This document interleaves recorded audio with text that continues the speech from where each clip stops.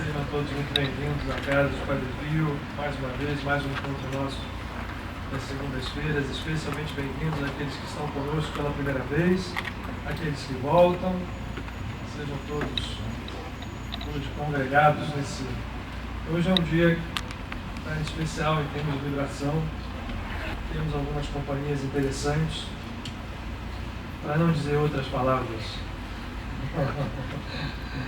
Mas vale a pena que a gente aproveite dessas companhias hoje aqui. Enquanto o Otton se prepara para vir, eu queria dar a vocês dois avisos. Obedecendo à orientação dos nossos amigos espirituais, é o nosso propósito aqui na casa, e é de abrigar, procurando dar sentido àquilo que une todo o movimento, toda a escola de abordagem da espiritualidade. Nós temos tido aqui já há bastante tempo a colaboração da Sandra Rosenfeld, que faz as meditações aqui às segundas-feiras, enquanto nós estamos começando com o passe, e tem doado à nossa casa esse esforço, essa colaboração. Nós vamos ter com a Sandra, aqui no próximo sábado, dia 28, um seminário sobre meditação. E em relação, e aí tem até um nome específico, né? Qualidade de vida. A gente vai ouvir hoje aqui durante o nosso encontro, a gente falar sobre isso, sobre qualidade de vida. E quem esteve na quinta-feira passada, ouvindo o Mário Meir, né, nos falar naquela terceira aula sobre Kabbalah, ele enfatizou alguma coisa muito importante, e eu quero repetir as palavras dele, que não são novidades, são palavras de todas as grandes escolas espirituais.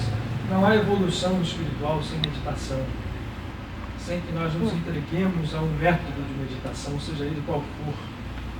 E a Sandra tem feito esse trabalho aqui, como a Rose tem feito também às terças-feiras. E no sábado, dia 28, nós vamos ter entre 10 e 14 horas um encontro com a Sandra para trabalharmos técnicas de meditação e qualidade de vida. Lá embaixo existe, o Leslie está lá pronto para acolher as inscrições daqueles que queiram vir. Há contribuições sugeridas. Essas contribuições sugeridas são bastante flexíveis em relação à capacidade financeira das pessoas que estejam interessadas. Então, quando vocês, se quiserem vir, conversem lá embaixo com o Leslie, que a contribuição sugerida ela é bastante flexível. Nós vamos ter também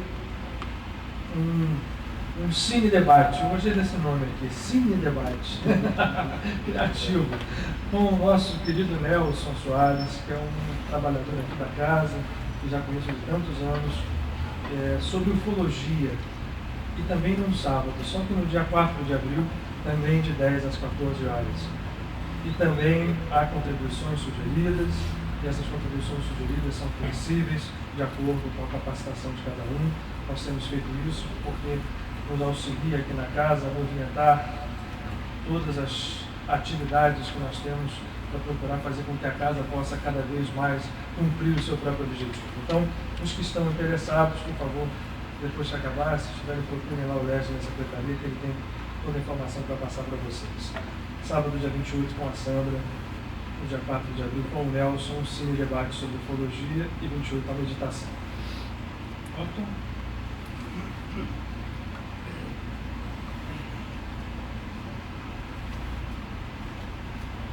E um abaixo-assinado para a gente fazer o Maurício vir na próxima segunda-feira, o que vocês acham? Já que ele não está aqui, vocês estão vendo isso aqui, a gente vai cantar com a gente. Brincadeira.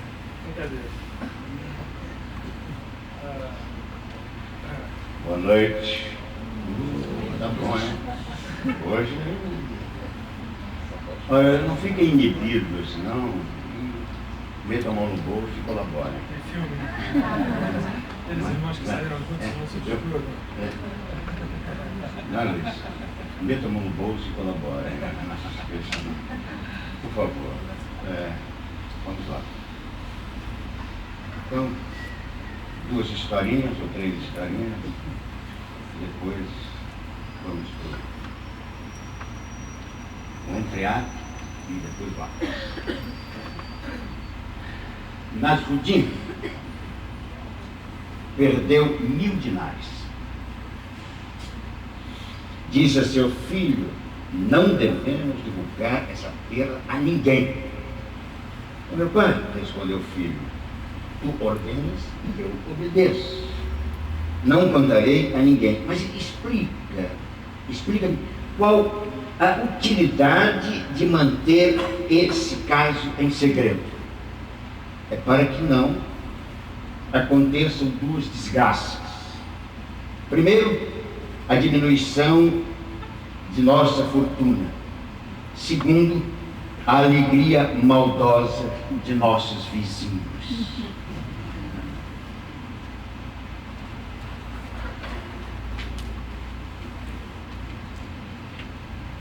Um nobre cavalgava pela estrada com seus guardas quando encontrou um mulato andando na mesma direção.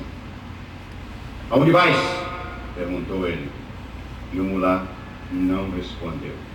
Furioso com o mulato, fechado em seu silêncio, o nobre mandou que seus homens o prendessem e o levassem ao calabouço do castelo. Então Nasrudin falou: nobre senhor, como eu poderia lhe responder? Por acaso um homem sabe aonde vai?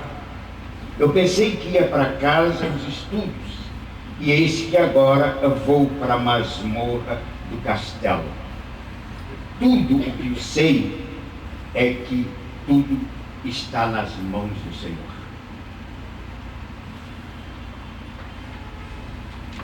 Duas historinhas. Agora vamos lá. Vamos lá. Vamos lá. Vamos lá.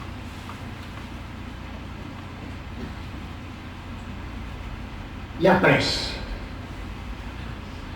Perguntou outra voz.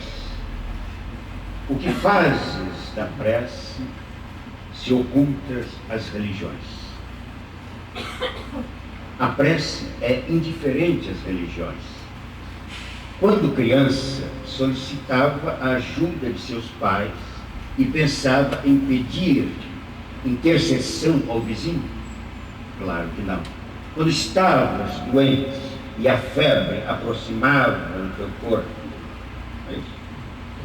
Queimava teu corpo, não invocavas teu primo? Não. Gemias chamando somente tua mãe ou teu pai para que eles se precipitassem para junto da tua cabeceira. Não há nenhuma necessidade de intercessor quando o amor está presente entre os seres e seus genitores. Somos filhos de Alá. O caminho que leva a ele é um caminho direto que vai dos teus lábios aos ouvidos dele. Além disso, ganharias muito mais tempo interpelando-o diretamente em vez de passar por um emissário.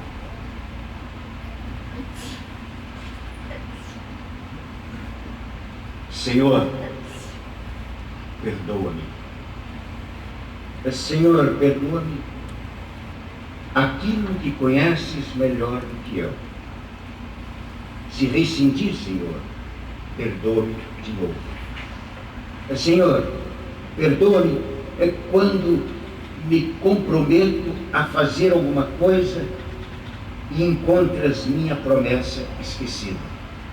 Senhor, perdoa-me quando eu procuro aproximar-me de Ti por minhas palavras, enquanto meu coração afasta-me de Ti. Senhor, perdoa-me quando peco pelos olhos, as más palavras, os desejos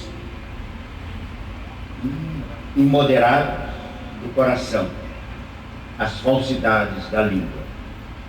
Senhor, trata-me com a tua clemência e não com a tua justiça.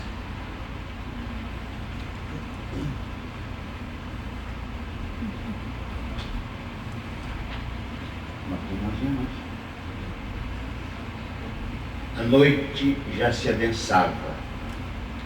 Arimateia, e os outros já haviam orado todo o dia.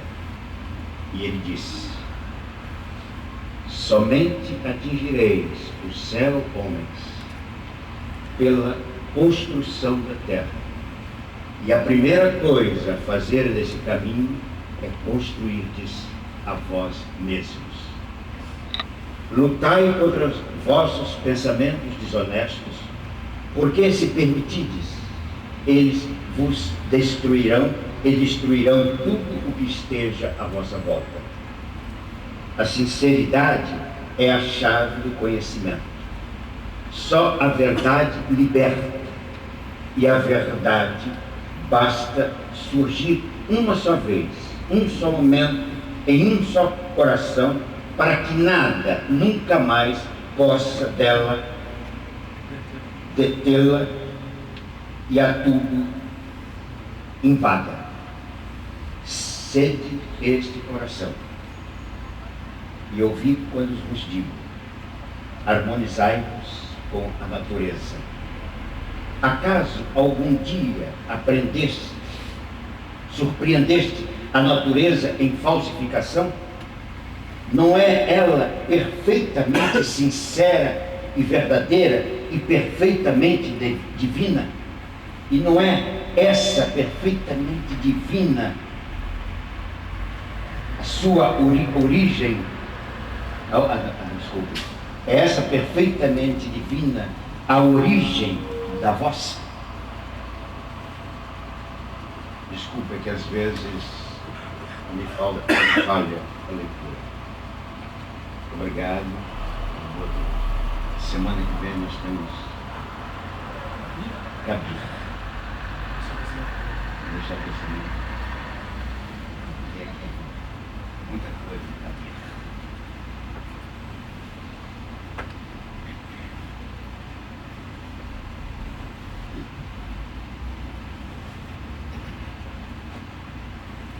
Aliás, por acaso,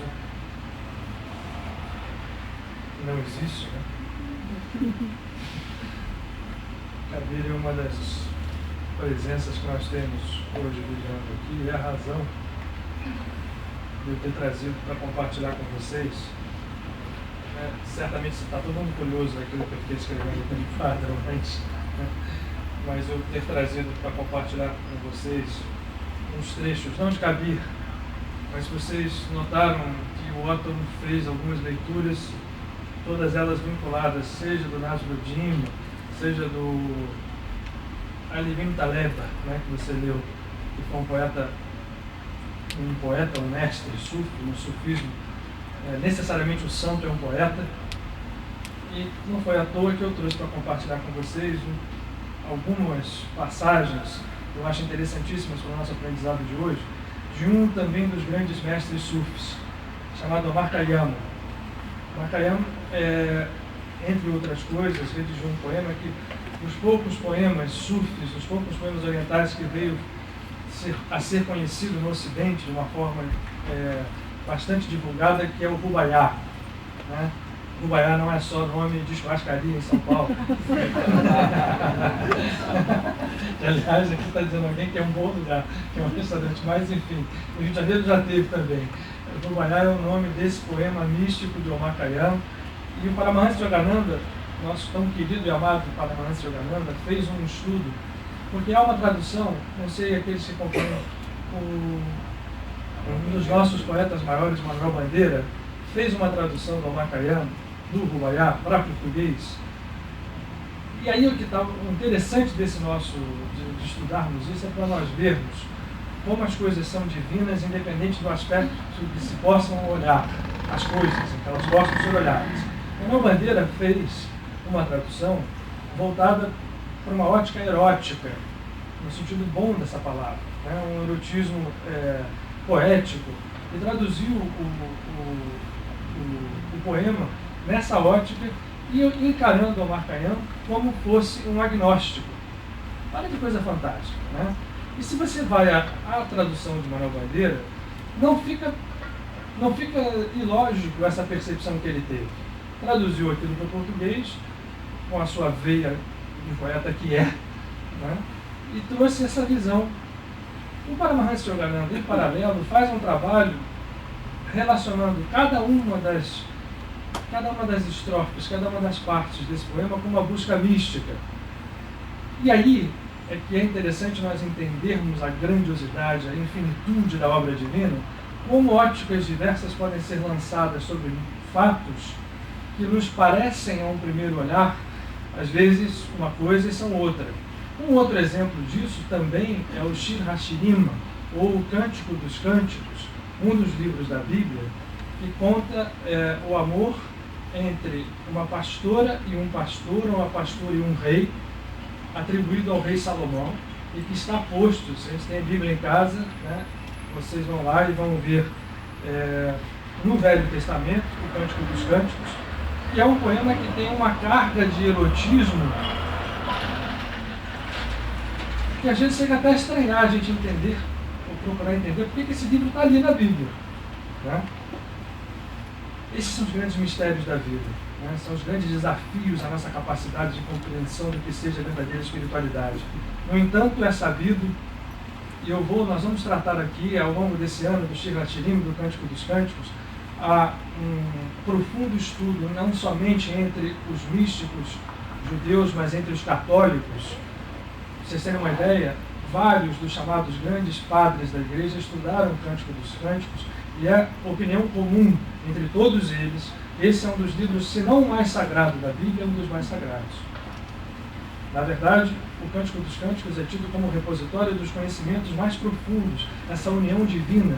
São João da Cruz foi um que se baseou, por exemplo, no Cântico dos Cânticos para fazer os seus poemas.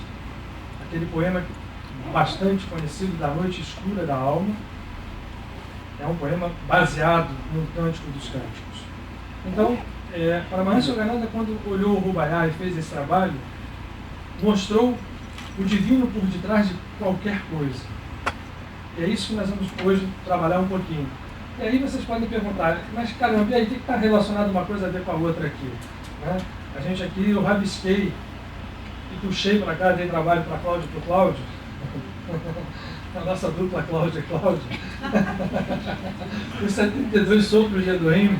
A ideia é o seguinte, é que nós não fiquemos em nenhum momento, e essa é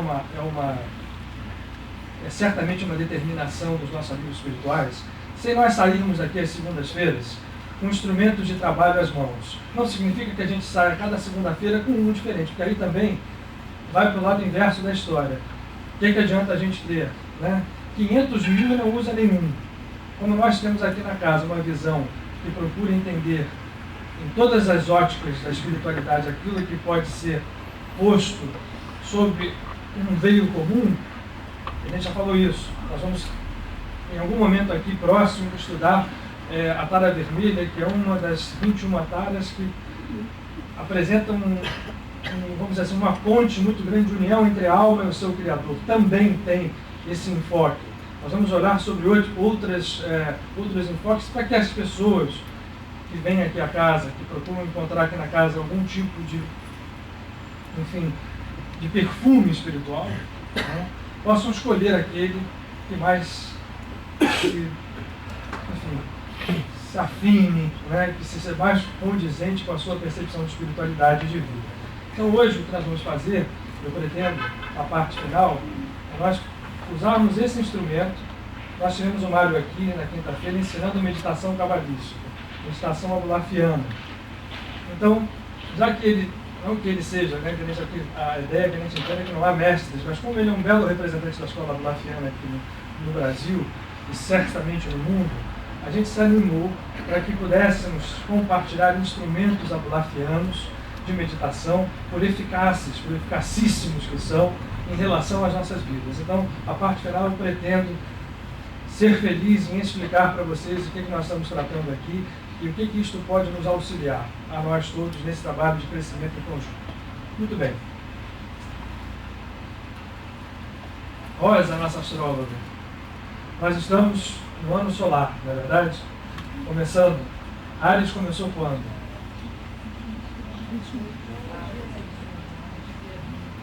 22 ou 21? Na verdade, na astrologia solar, o ciclo do ano se completa e se inicia no mês de Áries. Não é à toa que nesse mês de Áries, na tradição espiritual ocidental, principalmente a judaico-cristã, nós assinalamos nesse mês grandes movimentos de reinício. Estão ali as duas Páscoas, né? A Páscoa, tanto o Pêssach judaico quanto a Páscoa referenciada à vivência da figura crística de Jesus de Nazaré no cristianismo.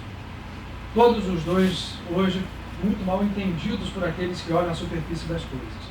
Então, como nós começamos o ano solar, quando estamos realmente num início de ciclo, num reinício de uma espiral que retorna ao mesmo ponto, sempre no ascendente, não é melhor o dia, ainda que hoje seja o finalzinho da lua nova, né? Nós vamos entrar em lua cheia, lua minguante, vamos entrar em lua nova, se não me engano amanhã, final da tarde, ou 25, são os 2 dias que eu sempre não guardo assim exatamente, é 25, mas acho que a lua nova entra um pouquinho antes, né? Quer dizer, talvez 24 à noite, e isso permite que nós tenhamos aqui um conjunto de propícias situações e condições para que a gente possa fazer trabalhos espirituais em benefício não só nosso, como também de tudo aquilo que é relacionado a nós. Então vamos lá apresentar a vocês as estrofes. Não se assustem com a grossura do livro, eu não pretendo ler o Rubaiá inteiro, eu vou me restringir a passagens dele para que a gente entenda do que estamos falando. Estamos nesse momento solar, e aí eu quero relacionar uma coisa a outra. Nesse mês de Áries, nesse mês solar, nós temos a Páscoa, e Páscoa fala de um evento que nós vamos nos valer dos 2 eventos. Nós vamos nos valer do evento primeiro, que foi aquele que, na verdade, depois causou todo o movimento que o cristianismo veio a conhecer como Páscoa, que é o Pêssach, que é a libertação, é o momento em que o faraó do Egito dá ordem de saída ao povo de Israel da escravidão, e o momento em que isso transformado numa festa religiosa do seu povo, o povo em que ele, quando encarnado, vivenciou a cada momento e a cada segundo de sua vida física as tradições, os conceitos, e trabalhou ali dentro, e Jesus de Nazaré, o Yoshua de Bar Yosef, ao chegar a Jerusalém com os seus discípulos para a comemoração da Páscoa, como era de costume ser feito por todos os judeus que estavam na Palestina, ele chega naquele momento de Páscoa e é ali que se dá o que nós conhecemos como o Calvário e depois como a ressurreição de Jesus. Então, esse momento é um momento específico que cai dentro da visão de um signo, o signo solar de Áries, né, e também o signo lunar de Áries, e esse processo de libertação fala de tudo aquilo que ele falou e é onde nós vamos acabar nos referenciando ao Rubaiá na obra de Paramahansa Yogananda. A Rosa levantou o dedo, o que você quer contribuir para a gente?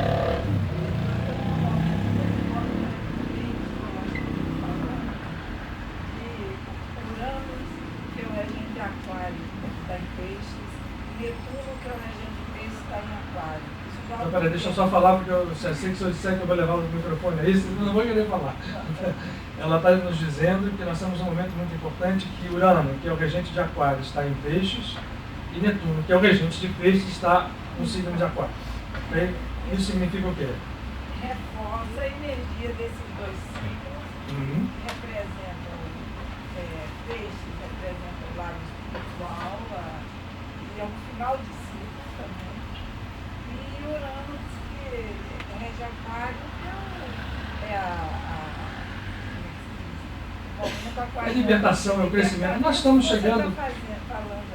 Por mais que a história da era de Aquário seja alguma coisa batida, né? Porque a internet agora foi responsabilizada por fazer, cada dia aparece um determinado quadro de entrada na era de Aquário novo, né? Agora nós entramos, isso só reforça, isso pelo contrário, isso só reforça o fato de que efetivamente nós estamos. E o que é isso? O que é essa era de Aquário?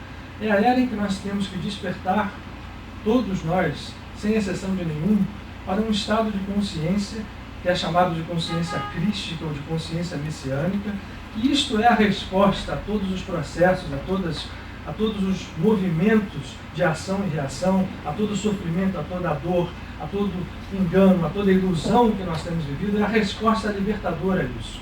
E esse processo não é um processo externo, jamais foi nem jamais será. Ele passa por dentro de cada um de nós, passa por movimentos que nós temos que fazer. E são movimentos que podem nos dar, num primeiro movimento, num primeiro aproximar, e geralmente quando a gente vai para escolas de espiritualidade, a gente se aproxima ou pela dor, ou por uma necessidade, mas lá no fundo tem sempre uma ideia de crescimento espiritual, de entrada num reino, que seja um reino de felicidade, um reino de paz, num primeiro momento também pensado ser fora desse mundo. E o que acontece agora é que chegou a hora, né, independente do mundo acabar em 2012 ou não, se 2012 será destruição ou não será, isso não faz parte dos do nosso material de raciocínio, das nossas premissas de trabalho. Independentemente disso, o que a gente sabe que sim e que é chegado é uma hora de despertar de consciência. E que esse trabalho precisa ser feito sem mais demora por nós. A urgência é essa, é que nós tenhamos consciência de que precisa ser feito esse trabalho. O subproduto desse trabalho compreendido e feito é imediatamente sentido na nossa vida. Quando a gente fala em nossa vida, na nossa vida como um todo, inclusive na nossa vida comum de relação. A gente às vezes inverte as coisas, se procura, né, auxílio na espiritualidade, e isso não é crítica a ninguém, porque todos nós fazemos assim, não há exceção. Todo mundo faz isso. O calo dói, aperta, alguma coisa muda, alguma necessidade surge, a gente vai buscar auxílio, e não é injusto, nem é errado que se faça isso. Acontece que o que a espiritualidade hoje vem sucessivamente, através de várias vozes, através de várias escolas, através do ressurgimento, sob outra ótica, de vários ensinamentos já muito antigos em tempo físico, é de que o verdadeiro trabalho é mais simples do que parece, e é feito num reino ao qual só nós, pessoalmente, individualmente, temos acesso, que é o reino interno, que está dentro de nós. E no momento em que esse trabalho se faz, nós vamos percebendo que a grandeza desse reino interno é muito maior do que nós pensamos. Ela supera em muito as palavras, ela supera em muito as limitações, ela supera em muito tudo aquilo que nós podemos conceber como definição. E os resultados práticos, se nós vamos percebendo, eles vão acompanhando esse movimento interno. Eles vão se espelhando na nossa vida como que por encanto. Então, urge que nós entendamos o processo o mínimo possível e passamos a agir em função dele o mais rapidamente possível. Portanto, esse dia que a gente está aqui reunido, muito próximo à entrada do novo ano solar, não há melhor ocasião para que a gente ensaie, e a ideia de trazer um instrumento de trabalho para vocês, baseado na tradição cabalística ao final do encontro, é mais uma vontade que nós temos de fornecer, dentro da maior clareza possível, essas ferramentas de trabalho. Mas, vamos lá ao trabalhinho do nosso Paramahansa Yogananda. Trabalhinho, hein? Yogananda é alguma coisa de especial, gente. Eu recomendo, parênteses aqui, leiam o livro Autobiografia de um Yogi. Se possível, mais do que ler, bebam aquilo que está ali. Bebam aquilo que está ali, porque esses ensinamentos são absolutamente, como tudo aquilo que a gente acabou de falar aqui, esses também, todo o trabalho de Paramahansa Yogananda, aquilo que ele nos deixou, são instrumentos de trabalho de redenção interna, de levantar o nosso processo interno. Não é à toa, Yogananda usa, ele tem uma música em que ele diz que quer se embriagar com a presença de Deus. Né? Como é que é a letra, Rose? Eu cantarei teu nome, beberei teu nome, me embriagarei com o teu nome. Essa música, quando a gente vai a selfie assim nas primeiras vezes, fica assim, cantarei teu nome, beberei teu nome, me embriagarei. Voltamos àquela história do início, né? Sobre as aparências e as essências das coisas. Usar a figura do embriagar como algo que seja bom, né? O Yogananda consegue fazer isso, consegue demonstrar isso, e o vinho do místico, o poema, como ele parafraseia o Ruaiá de Omar Khayyam, só nos mostra isso. E as passagens que eu vou ler para vocês e tentar fomentar são as seguintes. Eu vou lê-las, são saltadas, não são passagens sequenciais do poema, é muito grande o poema, mas saltadas a gente vai tentar depois pegar isso tudo, sem olhar em minúcia, e tentar entender o espírito disso e como isso se reflete nesse processo solar, e como esse processo solar pode ser trabalhado usando esse instrumento aqui.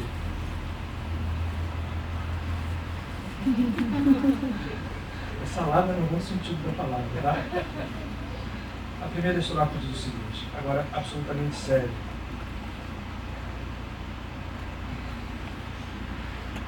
A palavra com eles, a expressão com eles, que vai ser a primeira vida, se refere aos mestres espirituais, de uma estrofe anterior. Com eles a semente do saber semeei, cuidei com minhas mãos do desenvolvimento, e esta foi toda a safra que afinal colhi. Abrem aspas. Eu cheguei como a água e me vou como o vento. Com eles a semente do saber semeei, cuidei com minhas mãos do desenvolvimento. E esta foi toda a safra que afinal colhi. Eu cheguei como a água e me vou como o vento. Essa vai ser, na verdade, a nossa principal centrada de trabalhos. Mas eu lerei algumas outras para a gente. No centro da terra, pela sétima porta, subi e me sentei no trono de Saturno. Muitos nós desatei pelo caminho, exceto o nó da morte humana e do fado soturno.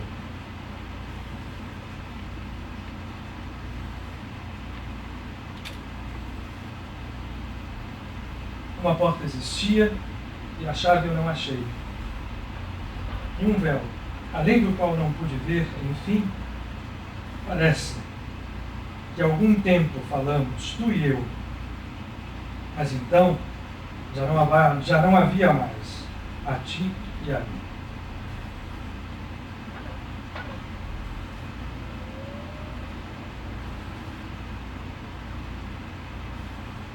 Depois volvi meu lábio ao cântaro de barro, para a fonte secreta da vida apreender, e ele me disse, boca a boca, enquanto vives, bebe,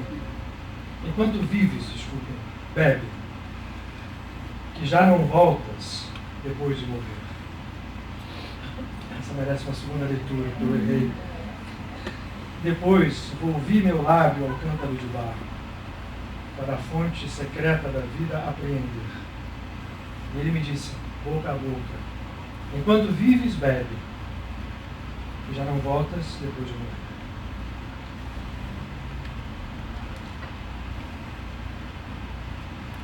Ah, enche o copo. De que serve repetir que o tempo sob nossos pés já vai fugindo? O amanhã não nasceu e o ontem já morreu. Por que hei de me importar se o dia de hoje é verão? E a última, que é uma estrofe que finaliza o Rubaiyat, de todas elas é a mais conhecida.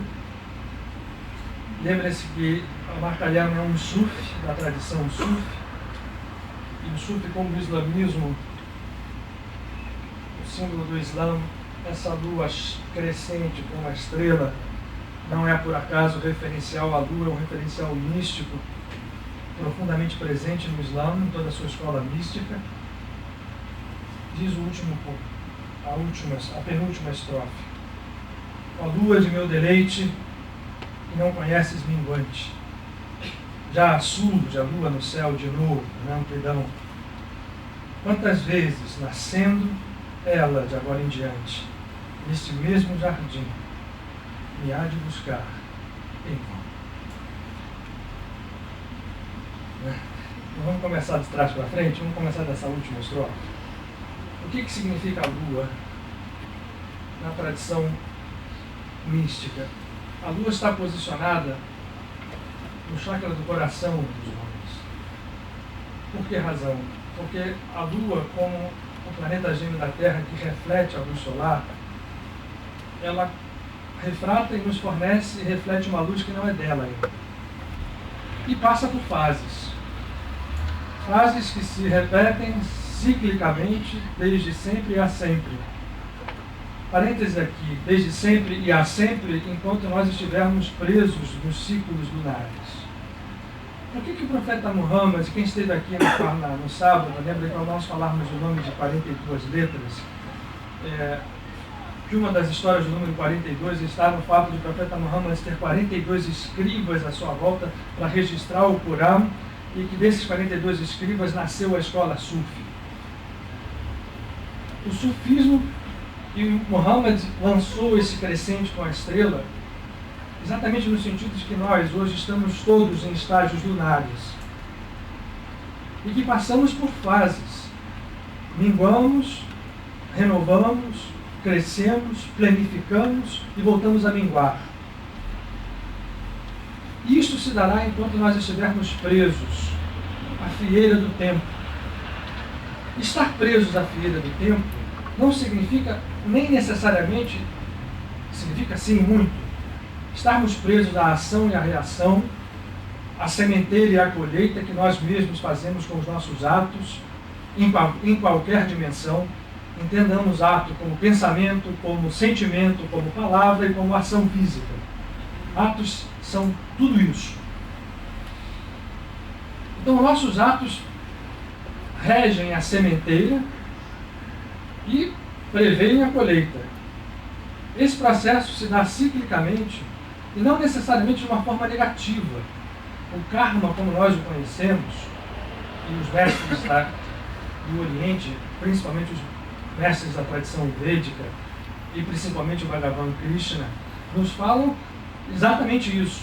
Não há apenas karma ruim, há karmas bons.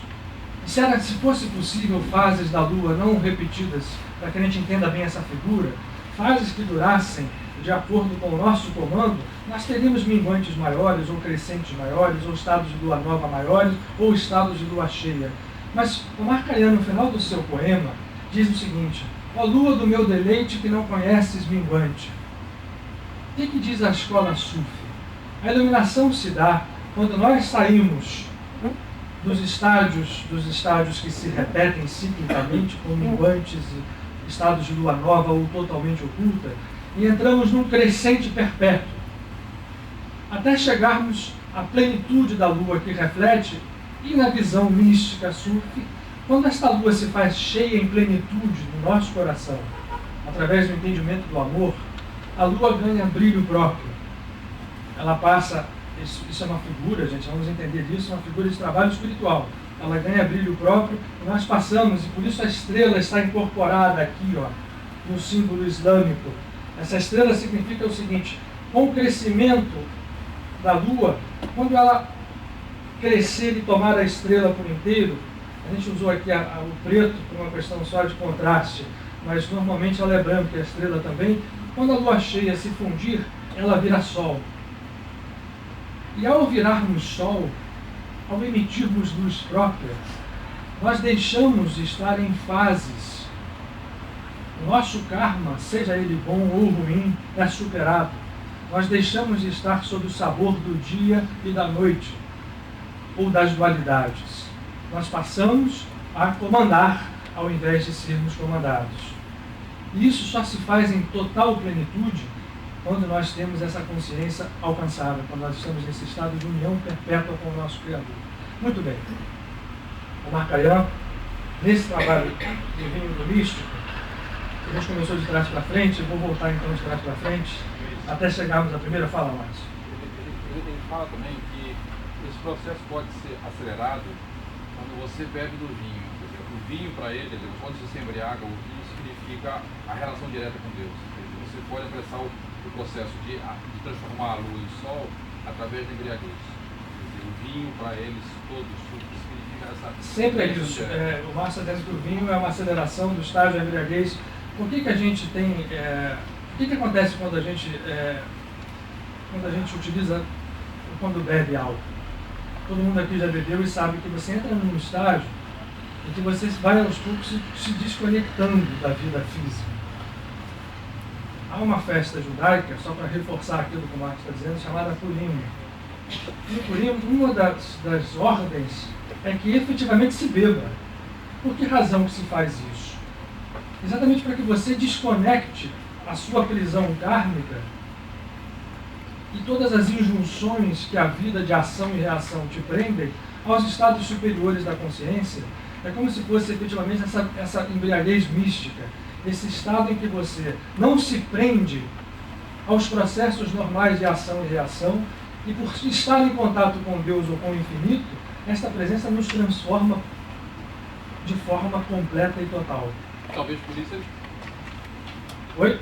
Talvez por isso eles evitem muito o álcool, né? Quer dizer, proíbam o álcool para... E o que está dizendo na prática, o que acontece? Ninguém conhece aqui uma escola mística que mande ficar bebendo todos os dias, ao contrário. Como nós trabalhamos com o paradoxo, certamente que o álcool se transforma em algo sagrado, no sentido de que não pode ser tocado de uma forma não sagrada. E esse é o processo que nós todos estamos buscando. Essa é uma figura que nós temos que trabalhar. Oi? Não é à toa que o vinho, está lembrando o Cláudio aqui, que é o sangue de Cristo. Jesus levantou na ceia vinho. Né? E até hoje no Shabat se faz, né, o kiddush com vinho. Vamos lá. Vamos voltar aqui, deixa eu ver se eu achei tão fácil na ida. Vamos achar na volta. Aqui diz ele: enche o copo, de que serve repetir, que o tempo sob os nossos pés já vai fugindo. O amanhã não nasceu, e o ontem já morreu. Por que hei de me importar? Se o dia de hoje é lindo. Lindo. Eu não posso me voltar e não posso me esquecer de alguém que falou uma frase contabilizada nos seus evangelhos, de Jesus ao dizer para os seus apóstolos: cuidai do dia de hoje, porque o amanhã basta as suas preocupações. Isso. A gente não, eu tenho certeza absoluta que nenhum de nós aqui aplica essa história na prática, mas seria muito bom que a gente aplicasse. Aliás, isso daqui tem a ver com isso.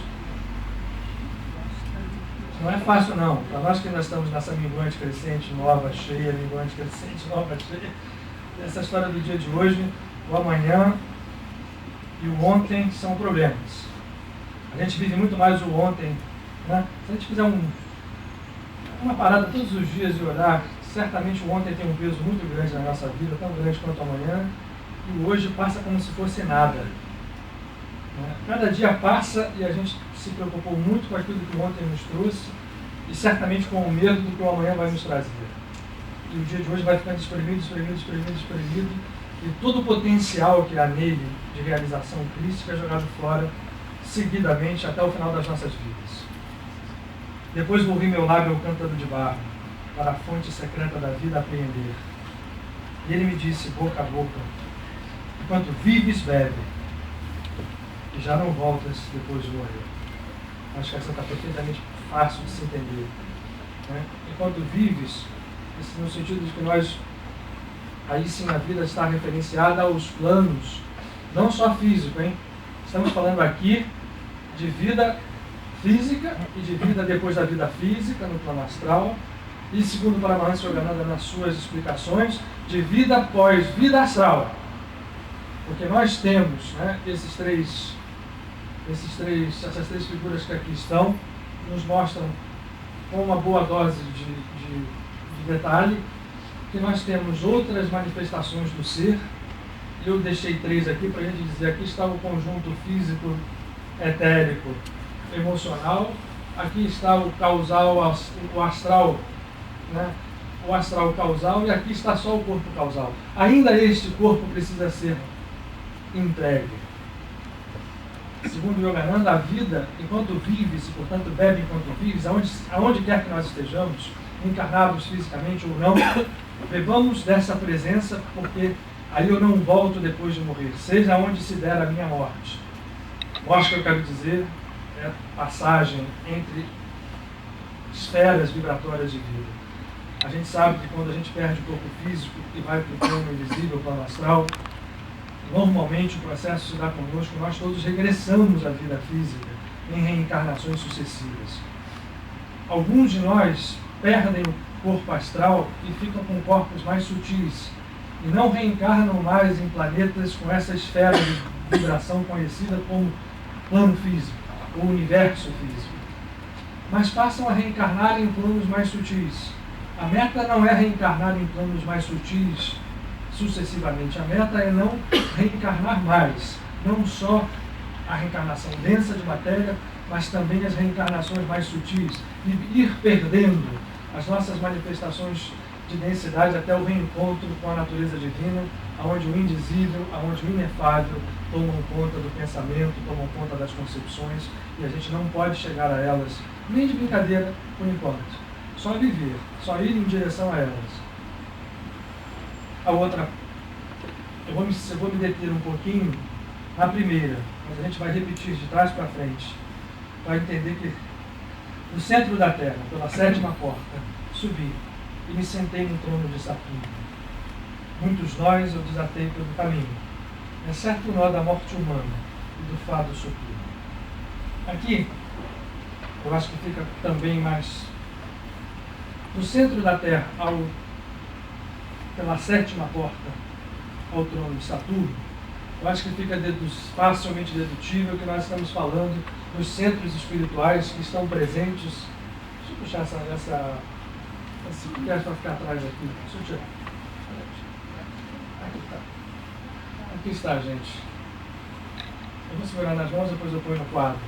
Essa figura também mostra, é vastamente conhecida de todos, eu acredito, os centros espirituais, ou os chakras em sânscrito, aonde os dedos de Deus, aonde a natureza divina se manifesta em nós. Aqui estão os centros de vibração, muito pouco conhecidos, ainda que a gente saiba ou pense que conhece, são muito pouco conhecidos. E o centro da Terra está representado por onde nós todos certamente estamos, ainda muito localizados com a nossa consciência. O chakra básico, na verdade a tríade de chakras inferiores, é onde circula a nossa consciência egóica. Né? A nossa consciência egóica, você vai... melhor, boa ideia. Ótimo. Obrigado. Nessa tríade aqui, circula a grande parte da consciência dos seres que habitam esse planeta, sejam encarnados, sejam desencarnados. A gente, às vezes, como a gente referencia o cérebro, a nossa consciência, a presença cerebral, isso não é verdade no todo. Na verdade, o cérebro atua realmente como órgão físico de consciência, mas a cor da consciência, a tonalidade, a estrutura de consciência na maior parte das pessoas está circulando aqui. Um grande número delas aqui. O que o Marcanã nos diz? Ele saiu do centro da Terra. A 7ª porta, que é o 7º chakra, ele trata como porta porque realmente daqui para cima há vários outros tipos de estruturas espirituais mais complexas. E sentou no trono de Saturno. Aí eu já vejo o sorriso no rosto da Rosa, ela doida para nos acrescentar a explicação. Certamente ela terá outras. Mas a visão de trono de Saturno, o que é? Quem é Saturno dentro da mitologia grega? É o pai de quem? Cronos, pelo próprio nome, é o pai de quem? Do tempo. Então, ele faz um movimento que não é um completo. Ele senta sobre o trono de Saturno. O que significa? Ele consegue entender, mas ele depois diz assim, ou didaticamente nos fala, que ele desatou todos os nós, menos o da morte humana e do fado soturno. Sentar sobre o trono de Saturno, a gente entende o quê? Que ele consegue entender e controlar os processos de tempo a que nós estamos submetidos. Entre eles, aqueles que se traduzem na nossa evolução, em vidas, em anos, em séculos, em milênios. Sentar sobre o trono de Saturno nos dá a perceber o seguinte: eu consegui desatar todos os nós, menos o da morte e o do destino. Eu preciso mais do que sentar sobre o trono de Saturno, eu preciso reinar sobre o trono de Saturno. Yogananda nos fala de que o príncipe, nós como filhos, príncipes da nossa consciência, temos que sentar e reinar nesse trono de beatitude. O que ele está querendo dizer aqui é que ele sentou, é um ótimo momento, e a partir do momento que ele senta, ele já desatou todos os nós. Mas quando ele reina, ele desata os nós definitivos. Quais são? Da morte e do fado soturno. Vocês sabem que fado é um sinônimo de destino. Muito bem. Voltando mais para trás, eu acho que falta só aquela que eu quero fixar. É essa mesma que eu colhi. É essa mesmo. Com eles, a semente do saber semeei, cuidei com minhas mãos do desenvolvimento, e esta foi toda a safra que afinal colhi. Eu cheguei como a água e me vou como o vento. Muito bem. O que está tentando nos falar o nosso mestre Amarcaiano? O que Paramahansa Yogananda nos clareia com mais precisão? Acho que posso por ali. Depois a gente conta. O que é água e o que é vento? Vamos recordar uma passagem interessante? E aí vamos voltar ao ano solar. E vamos voltar, por curiosidade, alguma coisa que o Otton leu hoje também para a gente aqui. Há uma passagem evangélica, eu acho que Jesus é um dos mestres, enfim, que deixou tanta coisa para que nós pudéssemos desfolhar e decodificar dentro da sua passagem. Então, é um dos mestres mais mal entendidos, mais mal compreendidos. Todas as religiões que se traçaram à volta do seu nome, certamente eu não tenho nenhum receio de dizer, tocam muito de leve o seu trabalho, a sua compreensão, o seu estado de consciência, muito de leve. Há uma passagem nos seus evangelhos e um evangelho que muitas vezes é tratado como um evangelho meio à parte, é questionado, o quarto evangelho atribuído ao apóstolo João, em que há uma relação, as pessoas fazem olhá-lo com as escolas gnósticas. Isso é verdade. O gnosticismo, só fazer um parênteses aqui, quando Jesus largou o mundo, houve um fervilhamento de escolas à volta. A gente jamais pense, principalmente a igreja chamada Igreja Católica Apostólica Romana, foi uma linha do início ao final. Houve embates e mais embates entre escolas e escolas. A escola, ela venceu, vamos chamar assim, essa guerra, tristemente, né? Traçado, corrida à volta de uma mensagem tão sublime. Mas essas são as características de nós que vivemos aqui nessas nossas ruas, né? Que ficam mais minguantes do que qualquer outra coisa e ficam mais novas do que qualquer outra coisa. E o gnosticismo foi uma escola que em algum momento teve uma grande expressão e agora está retornando com o descobrimento dos escritos gnósticos em 45, lá em Nag Hammadi, né?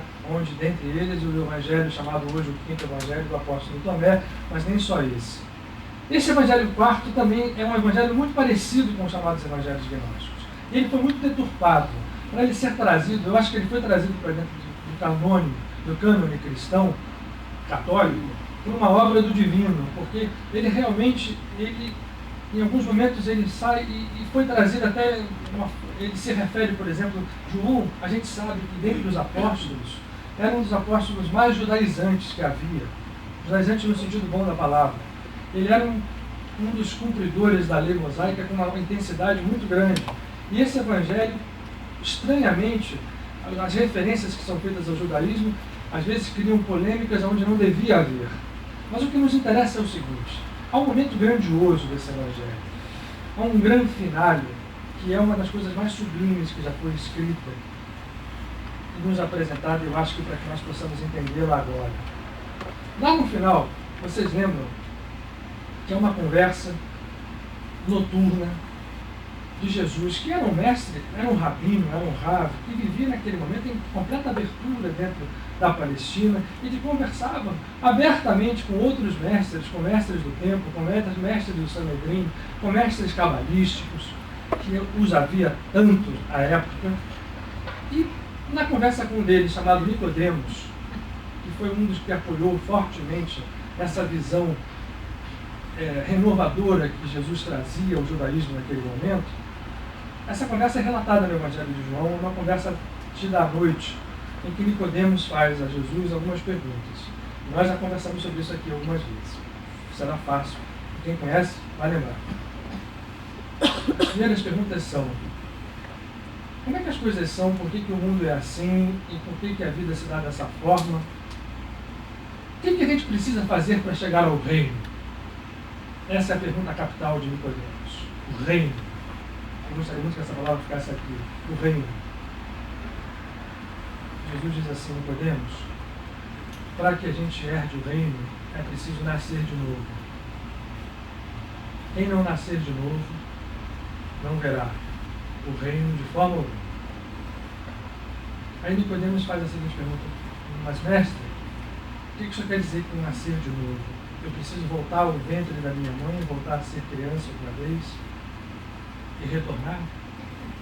Aí Jesus faz uma brincadeira sadia com Nicodemos. Ele diz assim: Nicodemos, você é mestre em Israel e você me faz essa pergunta? Você, com assuntos largamente conhecidos, assuntos da terra, você está empacado nessa dúvida e você está querendo que eu te fale das coisas dos céus? Claro, Nicodemos, que é preciso nascer de novo da água e do Espírito. Quem não renascer pela água e pelo Espírito, ele repete de novo a frase, não verá o reino. Muito bem. Não é preciso que a gente diga que em cima dessas poucas palavras reunidas numa frase se construíram polêmicas absurdas e se criou todo tipo de ritual sobre. Todo mundo sabe que isso é visto nas igrejas cristãs, o renascimento pela água, como o batismo, referenciado ao batismo de João, que mergulhava as pessoas dentro do Rio Jordão quando eles queriam se converter. Então foi instituído dentro do cristianismo um ritual. E como aquela história que o Otto contou aqui do gato na semana passada, que no primeiro momento o gato ficou amarrado na árvore, no final o gato era um deus amarrado na árvore, ele tinha ficado amarrado só para não incomodar. E depois se procurava saber que gato era aquele. Essa história tem um pouco de reflexo dentro, porque esse processo de renascimento pela água, o batismo, que simbolizava efetivamente um mergulho de lavagem dentro da água, ele foi perdendo o seu conteúdo profundo espiritual e se transformou em alguma coisa que ficou superficial, restrita à superficialidade do ritual, que não possui efeito algum e jamais possuirá efeito nenhum. O que Jesus queria dizer quando alguém deve renascer pela água e pelo Espírito? E aí ele termina, depois que ele diz isso, com a lapidar frase: porque aquele que é nascido do Espírito, como o vento sopra, ninguém sabe de onde vem e para onde vai. Esse é o nascido pelo Espírito, e desse é o reino de Deus.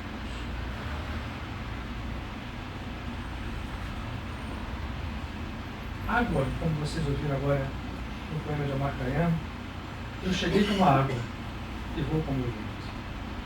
A água é a materialização da luz, como disse aqui na quinta-feira passada o Rav Meir. A água é o próprio mundo físico na sua essência mais primária. Ou nós não temos no corpo 80% de água em todas as nossas células e substâncias que participam do corpo. Nosso corpo físico é composto de 80% de água. Pois então, a figura que está sendo movimentada pelo Mestre nesse momento é que o renascimento pela água é a reencarnação. É aquele a que o Nicodemos estava perguntando, e como era francamente conhecido dentro do, vamos chamar assim, do corpo de conhecimento do judaísmo, do misticismo judaico, não se questionava a reencarnação naquela época. Aliás, em momento nenhum se questionou a reencarnação na história da evolução humana, desde os egípcios, dos hindus, dos maias, dos astecas, dos judeus, dos cristãos inicialmente. Não se questionou a reencarnação até um momento de um movimento político da Igreja Católica, que cortou a reencarnação num dos seus concílios, para que pudesse ficar mais atrelada à função sacerdotal, à salvação das almas.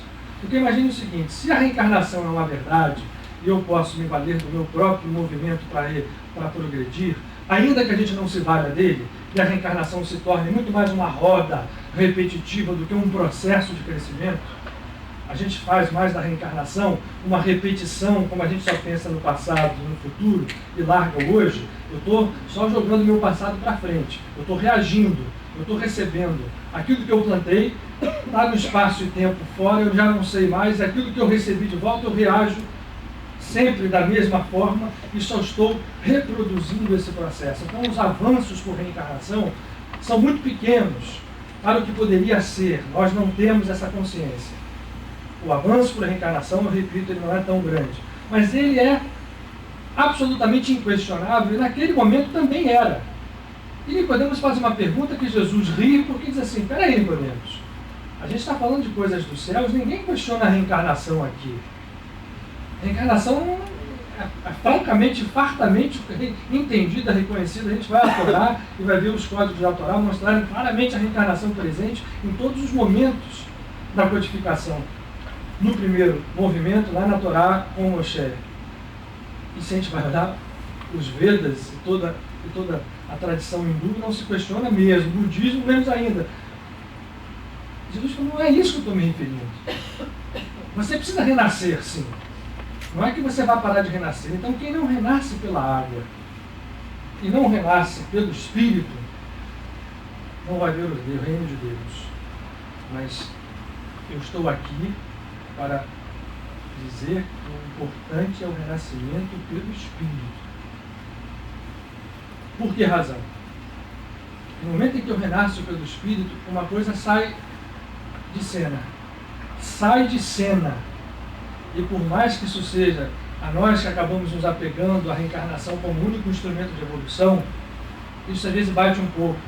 Quem tem assim uma formação espírita muito rígida, entendendo, ou uma religião em que a reencarnação passa como algo a ser necessariamente cumprido para evoluir, é importante que a gente entenda isso. Isto sai de cena, porque quando a consciência entra no seu estado de plenitude, quando a lua deixa de ter fases e passa a ser plena, nós viramos sol, vento e luz, nós somos espírito, e portanto nesse momento aí está o código dessa frase de Jesus.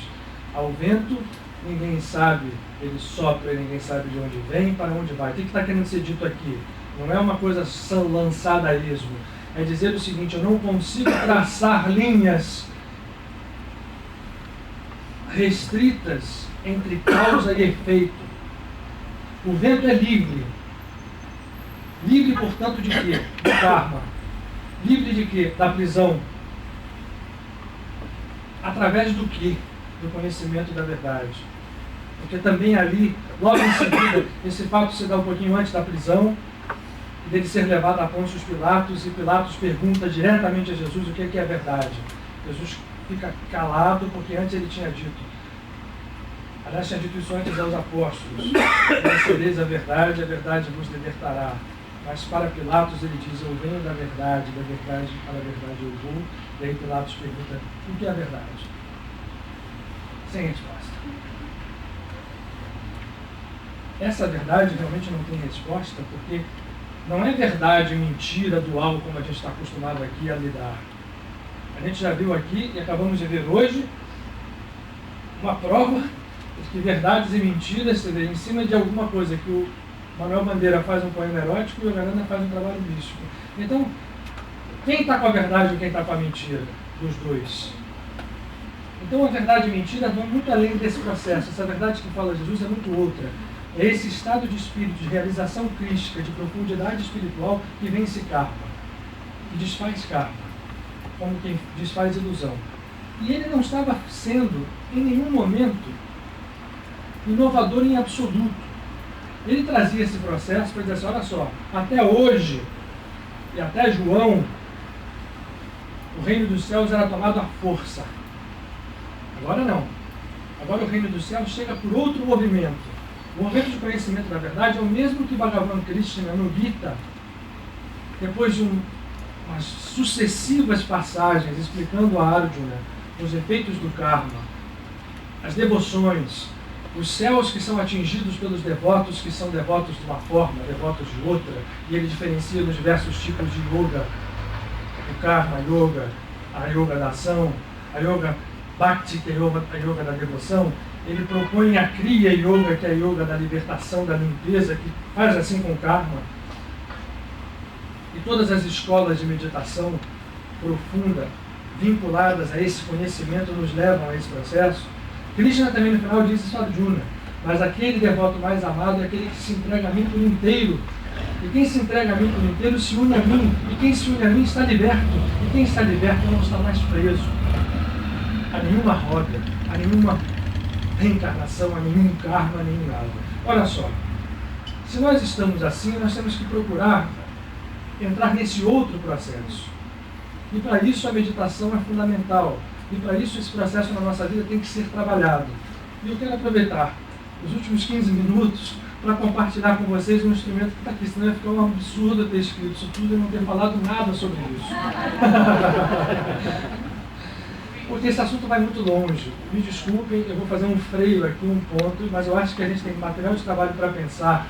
Porque no Pai Nosso, só a última coisa, antes de passar a pergunta, no Pai Nosso tem lá, o Pai Nosso que também é, a gente sábado aqui falou sobre o Ana Bercoa, né? Mas o Pai Nosso, em outras santas orações, tem profundezas místicas enormes. E o Pai Nosso, vocês sabem perfeitamente como ele começa, né? Pai Nosso, que estás nos céus, santificado seja o teu nome. O que é ser um nome santificado? Vocês já pararam para pensar o que é isso?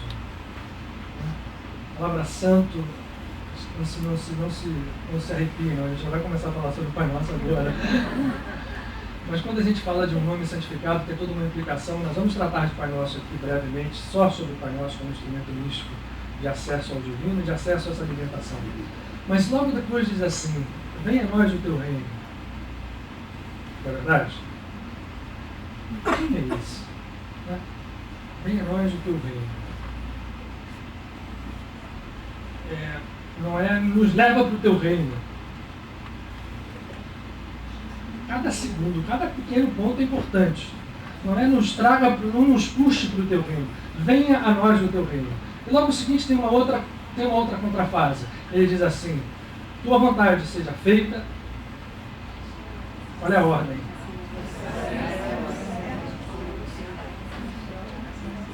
Não é nos céus e na terra. É na terra e nos céus. O processo de santificar nome, de trazer o reino e de fazer a vontade, não é como a gente imagina, porque uma primeira leitura do Pai Nosso diz assim: lá estão as ovelhinhas que baixam a cabeça assim, diz assim: seja feita a tua vontade assim na terra como nos céus. Ou seja, estou entregando a minha cabeça porque tudo pertence a ti, eu não tenho ação. Isto é um engano absurdo que se transmite de milênios e milênios à voz de pseudo-religiosos que querem nos fazer entender que nós não temos poder sobre o destino. O nosso ego pensa que tem e não tem.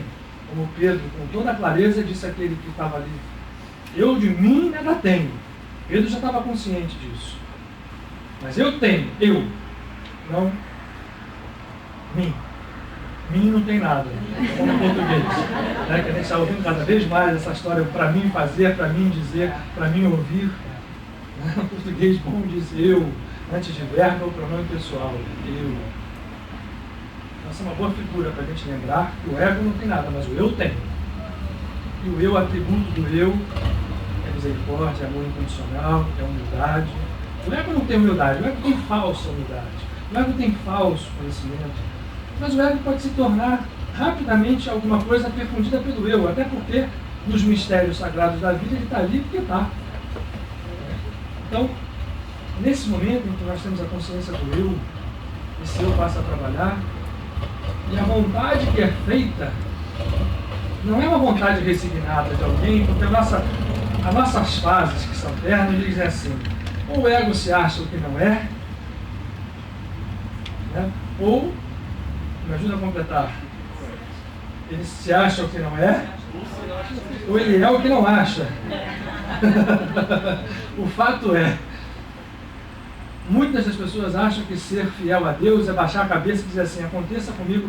Ela está do mesmo modo presa a essas cadeias de repetição de dor e sofrimento daquela outra que está ali no ego. É só uma contraface do espelho. Então, quando Jesus vai fazendo assim: santifica o nome, venha o reino, é uma tábua de iniciação para dizer: seja feita a tua vontade assim na terra como nos céus. Se seja feita a tua vontade assim na terra como nos céus, se fosse como a gente pensa que é, por que tinha o resto do Pai Nosso depois? Parava aí, né? Mas tem mais. Muito bem. E tem também aqui. Aí, a gente parou, você está aqui para falar, até agora eu não passei para ela. Os últimos 10 minutos são para a gente falar sobre isso. Renascer pela água e pelo Espírito, né? O Espírito podia ser um fogo também, quando você lê, você vai subir no seu fundamento. Só Claro. Quer dizer, as figuras se associam. O fogo é um símbolo espiritual, certamente, como é o espírito. Na verdade, o ar já era o fogo, mas são movimentações alquímicas. Claro. Só para subir pela água, matéria, fogo do espírito, sopro divino. Isso. Luiz, olha só. Diga. Quarta-feira, dia 25 de março, Quer que o microfone vai ir? Não. é a festa mariana da Anunciação de Maria. Verdade. Quando Gabriel, né? 25 chega é Gabriel, a ela, é verdade. e ela diz, seja feita a nossa vontade. E naquele momento ela faz com absoluta consciência. E depois ela faz o Magnificat, que é um cântico, de extrema contrafase a esta aparente, ou seja, feita à vontade, tem depois alguma coisa extremamente altiva. Maria, né, como uma profetisa do Antigo Testamento, ela faz alguma coisa, até os estudiosos acham que aquilo foi baseado na profeta, né? Nem se usa profetisa, se usa profeta, na juíza Débora, né? Que ela são cânticos muito parecidos, de força espiritual, de maternidade divina. Mas aqui, ó, vamos ver se eu consigo o milagre da gente conseguir em 5 minutos. Eu tô querendo o seguinte, o que eu quero com isso aqui? Isso aqui é uma receita de Abulafia. Abraham Abulafia foi um dos grandes cabalistas, talvez um daqueles. Foi aquele que percebeu a unidade de todas as religiões. E ele, por tão conhecer isso, se usava de instrumentos cristãos, de instrumentos sufis, de instrumentos cabalistas, convivia com todos eles. E Abulafia diz o seguinte: a sequência das primeiras 18 letras, ou dos primeiros 6 nomes que compõem esses sopros de Elohim, por isso que eu fiz a movimentação do quadro para cá, apesar de estarem muito mal desenhados, vocês vão ver que nós estamos nos referindo a isso aqui, ó, a esse primeiro nome de longe aí. Vocês não vão ver, desculpem, mas esse quadro é bastante conhecido. Lá embaixo tem um, inclusive na porta da salinha de meditação. Se não acabar, vocês tiverem curiosidade, nós estamos nos referindo a esses 6 nomes que estão aqui. Tá? As 6 primeiras tríades. Por que dizia Abulafia? Essas 6 primeiras tríades têm o poder de fazer exatamente aquilo que nós lemos aqui com o Macaiano, de abrir as portas dos nossos palácios e nos levar, depois do 6º movimento, porque tudo, né, vamos chamar assim, nessa codificação é feita em movimentos de 6 mais 1, né? A criação foi feita em 6 dias, mais 1 de Shabat, 1 de descanso, 1 de sábado. Isso tudo é código. Então, nós vamos fazendo 6 movimentos, e esses 6 primeiros movimentos, os primeiros sopros de Elohim, têm o poder de reconduzir a nossa alma aos estados originais, de onde nós jamais deixamos, porque não há uma verdade, essa história de queda, é queda, mas é uma queda que não houve, porque é ilusão, é maia.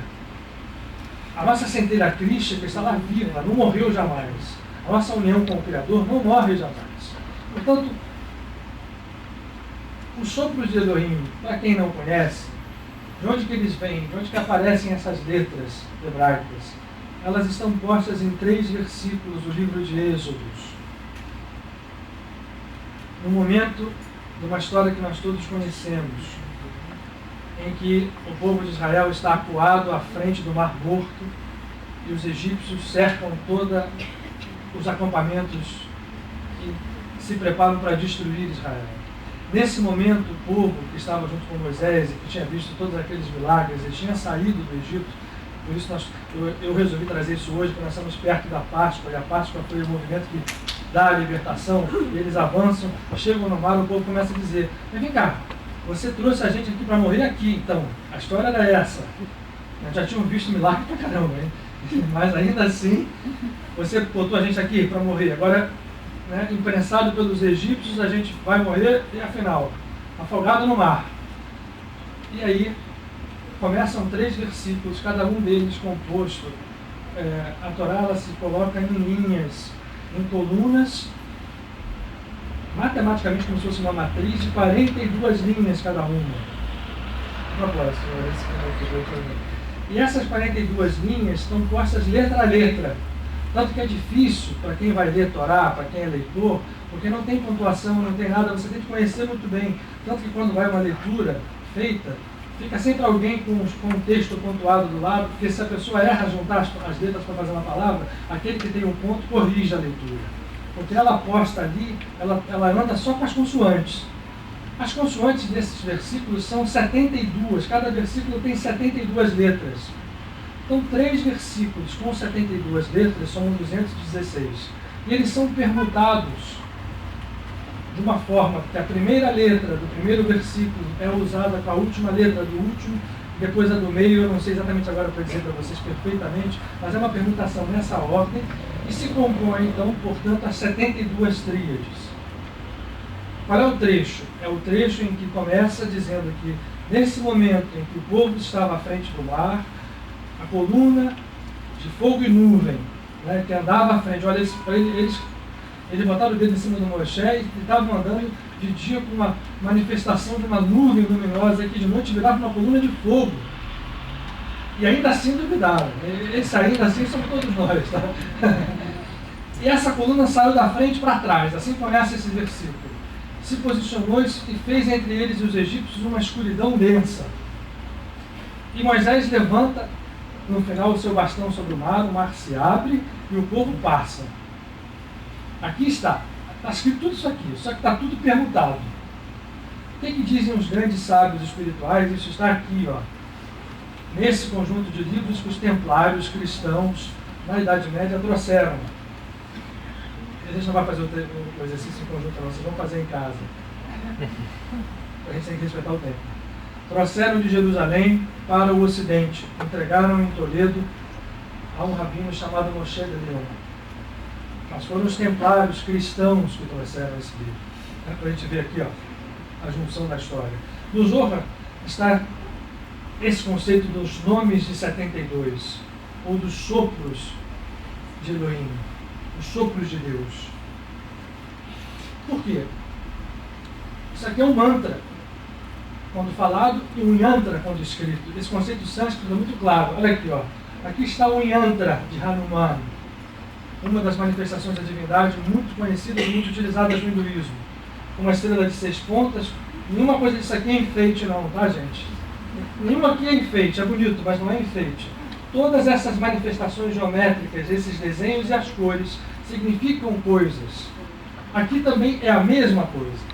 Então, no versículo, eu acho que é 14, versículos 17, 18 e 19, ou 18, 19 e 20, no livro do Êxodo, mas se vocês forem lá, vocês vão ver no 14, a nuvem passou para trás, até o mar abriu, e o povo passou. Cada um deles codifica um processo de energia superior. E quando a gente olha, e mais do que olha, e aí o Mário deixou bem claro aqui, a gente se sente confortável então para passar a compartilhar isso com vocês, porque ele pediu com todas as letras que fosse divulgado. Então a gente respeitando, né, ele que representa essa escola, a gente está começando a divulgar e vai divulgar, mais do que olhado apenas, o falar, a mantrificação dessas letras nos leva a estados de consciência que permitem que depois que a gente faça isso, a gente fique em silêncio e depois ore. A movimentação é essa. Eu vou ensinar para vocês como é que faz. Não vamos ter tempo de fazer, já é 9h30. Isso pode ser feito facilmente. Depois que pegam a prática, então é facílimo. É um processo mântrico que nos vincula a esses nomes. Eu vou explicar exatamente o que esses nomes querem, a que energia eles nos vinculam, porque eles não estão aqui por acaso, nem o Abulaf os escolheu dentre os 72 para esse movimento por acaso, que é um movimento de abertura, ou seja, vamos lembrar, ele faz sair da prisão dos chakras inferiores e nos leva à 7ª porta e abre essa porta. Esse processo nos auxilia quando a gente faz. O som é criador. Tudo na natureza criada é som. Em quaisquer das vibrações, o verbo, no princípio era o verbo. Então esse verbo, nós vamos começar a criar, e isso não vai influenciar somente na nossa vida.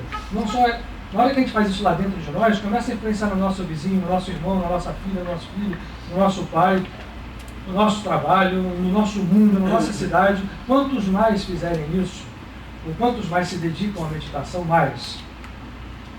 Muito bem.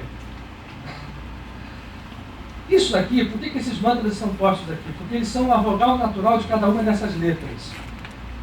Estamos aqui à frente de todas as 22 letras hebraicas menos uma. Só não está a Gimel aqui, a terceira letra, mas todas as 22 estão aqui. Esse primeiro nome, ele nos remete a uma coisa fantástica. Ele nos remete à dimensão onde não há tempo. Ele corta influências do passado.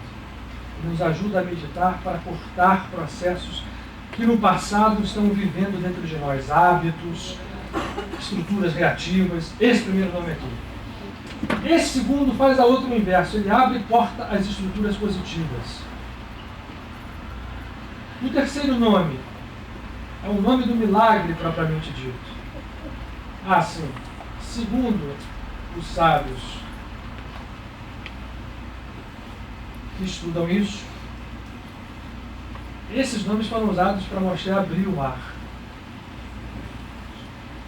Esse nome é o nome propriamente do milagre, é o nome da proteção espiritual, é o nome da prosperidade, esse que está aqui. Esse daqui retira pensamentos negativos de toda forma e nos permite, a partir dessa primeira tríade aqui desenvolvida, consolidar esse processo. Esse outro já é velho conhecido certamente de vocês, é um nome de cura, seja um nome, é aquele nome que ele nos trouxe aqui da água, um nome de cura, mas não é somente cura física. Cura, nessa compreensão, tem que ser visto como algo mais profundo. Doença também, então é cura de qualquer processo de desarmonia, qualquer processo de morte ou de falência, seja falência física, seja falência, enfim, de energias espirituais, seja falência financeira, seja qualquer tipo de falência ou morte. E esse último nome nos faz dois tipos de conexão. Ele nos faz nos conscientizar de que somos seres componentes de um universo infinito e que a nossa individualidade está vinculada a outras individualidades superiores ou nos faz atingir o reino dos anjos. O que isso aqui faz na nossa prática aqui, para a nossa linguagem? Abre os nossos canais de contato com os nossos mentores espirituais. Num sentido legal da história. Para quem tem mediunidade, abre a sua mediunidade para poder contactar os mentores de forma mais intensa, mais clara, mais precisa. E mais, ele, aí é uma linguagem cifrada cabalística, mas na prática não precisa nem saber disso, funciona do mesmo jeito. Ela nos permite ter acesso ao reino. Por que eu juntei o Pai Nosso e falei de reino aqui? Essa daqui é o nome do venha a nós ao vosso reino. Tá. Lá, rei. Por que a gente faz assim? A ideia é o seguinte. A gente vai fazer a meditação da seguinte forma em casa. Depois a gente vai... Vamos fazer depois um escrito. Quem não copiou, não se assusta não. Porque a gente vai, de repente, colocar isso num papelzinho e colocar para vocês. A gente faz com o som de mantra, como quem fala o Om. Então a gente faz dessa seguinte forma, e numa linha reta, seguindo reto. Esse é diferente das outras meditações. A gente faz assim. Va, re, ma, yo, la, yo, sa, yo, te, a, la, me, re, shi, la, la, re, va, re, ma, yo, la, yo, sa, yo, te, a, la,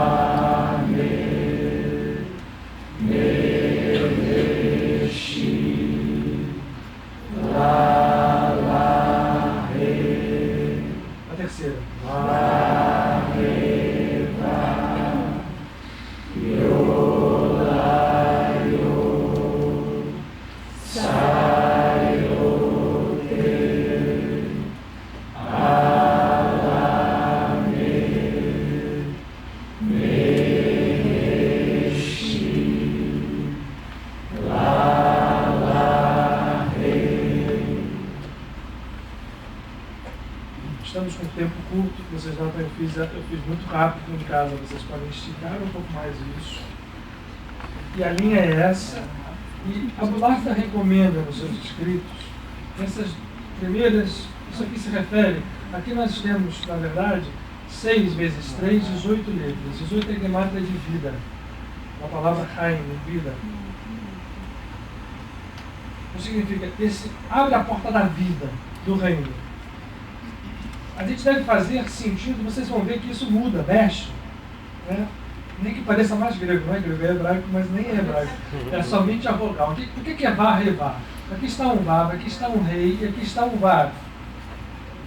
Você usa a vogal natural da letra. A letra vav, na sua vogal natural, é o A.